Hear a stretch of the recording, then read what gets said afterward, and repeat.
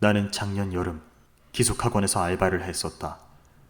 숙식하면서 수강생을 관리 감독하는 일이었는데 야간 근무라 힘든 일은 아니었다.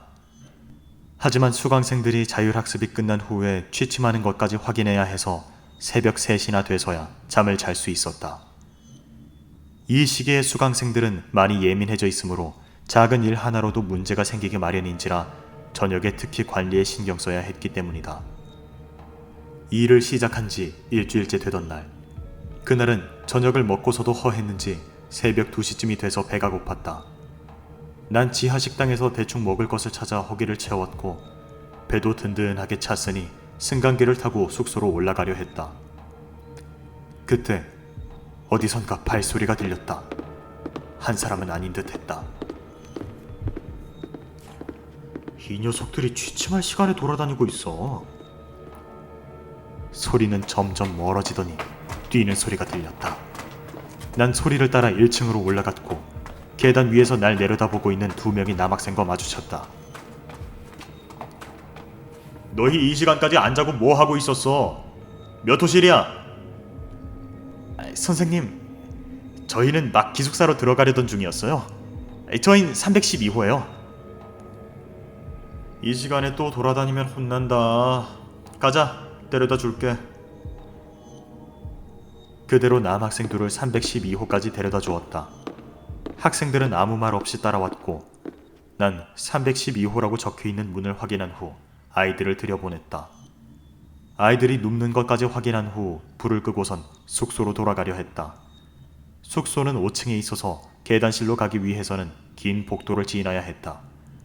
늦은 새벽이기도 했고 수강생들의 취침까지 체크가 끝난 상황이라 건물 안은 매우 어둡고 조용했다. 옆 공장에서 들리는 기계 소리조차 무섭게 느껴졌다. 어느 정도 걸었을까? 갑자기 배가 아프기 시작했다. 냉장고 안에 있던 음식을 먹고 탈이 난 것인지 배가 아파서 화장실을 가고 싶었다. 계단실 근처에 화장실이 있던 것이 생각나 걸음을 재촉했다. 화장실에 다다른 나는 문을 박차고 들어갔다. 불은 내가 지나가는 동선을 따라 켜졌다 꺼지기를 반복했다. 끝에 있는 칸막이 안으로 들어와 변기에 앉으니 그제서야 센서에 불이 들어왔다. 문득 주머니에 들어있던 담배를 피울까 생각이 들어 불을 붙여 한 모금 빨아들이려던 그때 철컥 덜컥 어디선가 소리가 들렸다. 경첩이 녹슨 문이 열리는 소리였던 것 같은데 간 떨어지는 줄 알았다. 동시에 엄청난 공포심이 심장을 때렸다. 온갖 종류의 공포가 한꺼번에 습격해왔다. 빨리 숙소로 돌아가기 위해 급하게 변기물을 내렸다. 담배까지 피웠으니 까딱하면 벌금을 낼 수도 있다는 공포감까지 밀려왔다. 수강생인가? 아니면 경비 아저씨? 경비 아저씨는 오늘 분명 휴무라고 들었는데? 갑자기 여러 생각들이 떠오르기 시작하면서 알 수 없는 존재와 같은 공간에 단둘이 있다는 생각에 무서워지기 시작했다. 밖에서 보면 문이 잠겨져 있는 걸 알 것이고 안에 사람이 있다는 것 또한 알 테지만 난 기척을 죽이려고 했다.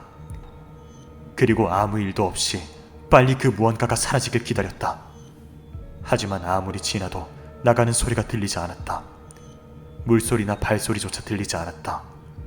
숨을 죽이고 나가길 기다리는 시간이 매우 길게 느껴졌다. 시간이 얼마나 지났을까? 아무래도 상황이 이상했다. 하지만 문을 열어서 밖을 확인해볼 엄두가 나지 않았다. 뭐냐고 대체?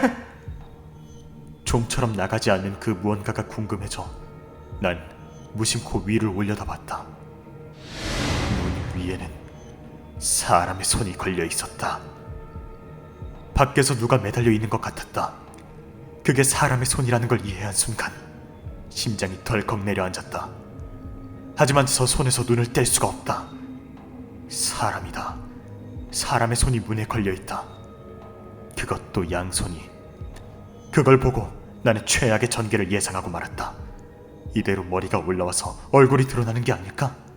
패닉에 빠질 것 같은 기분을 어떻게든 추스리려 밑을 바라보았다. 일단 그것을 못 본 척했다.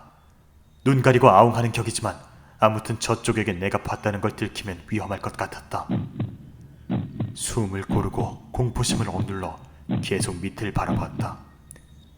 꼼짝도 하지 않았다. 그 상태에 지쳐가기 시작했다. 에라 모르겠다는 생각이 들던 그때 철컥 덜컥 아까랑 똑같이 녹슨 문이 열리는 소리가 들렸다. 갔나? 드디어 간 건가? 하지만 용기가 나지 않아 바로 위를 올려다보지 못했다. 순간 나갔을 거란 기대감이 몰려오면서 조심스레 문 위를 확인했다. 손이 4개로 늘어났다. 문 위에 하나, 그리고 오른쪽 벽에 하나. 너무 무서웠다. 놀라서 변기 위에 무릎을 포개고 고개를 숙이고 있었는데 똑똑 소리가 들렸다. 아니야, 절대 보지 말자. 안 돼. 다시 한번 똑똑. 소리가 좀 전보다 크게 들렸다. 그 소리에 나도 모르게 고개를 들었다. 고개를 들어 바라본 그곳엔 날 바라보고 있는 2명의 얼굴이 보였다. 남자의 얼굴은 기괴한 표정으로 바라보며 웃고 있었다. 겁에 질린 나는 문을 박차고 화장실을 나왔다. 그때 칸막이 문이 천천히 열리는 소리가 들렸다. 그 소리에 뒤를 돌아본 내 눈에는 천정의 목을 맨 채로 매달려 있는 2 남자의 모습이 보였다. 그대로 앞으로 미친 듯이 내달려 1층으로 내려갔고 2층으로 올라오고 있던 경비 아저씨와 마주쳤다. 정신을 놓은 채 달리고 있던 내 모습을 본 경비 아저씨는 날 붙들며 무슨 일인지 물었고 나는 조금 전까지 있었던 일들을 말했다. 내 이야기를 들은 경비 아저씨는 마치 대수롭지 않다는 듯이 혀를 차시며 이야기를 꺼내셨다. 사실 자네가 본 2 학생은 이 학원 수강생이 맞아. 312호 쌍둥이 형제였어. 수능에 여러 번 실패했지만 부모의 강요로 형제가 억지로 학원을 다녔어. 견디다 못한 형제는 결국 3층 화장실에 목매달고 자살을 했어. 자네는 몰랐겠지만 수강생들이 취침 시간이 따로 있는 거 알고 있지? 새벽에 화장실을 가지 못하게 하려 했던 거야. 종종 자살한 형제를 복도나 화장실에서 마주쳤다는 얘기가 돌기 시작했거든. 아마 형제가 자살한 시간도 이쯤이었어. 312호로 데려다 주었다고. 지금 312호는 창고로 사용하고 있어서 잠겨 있어. 자네는 이 세상 사람이 아닌 존재를 본 거야.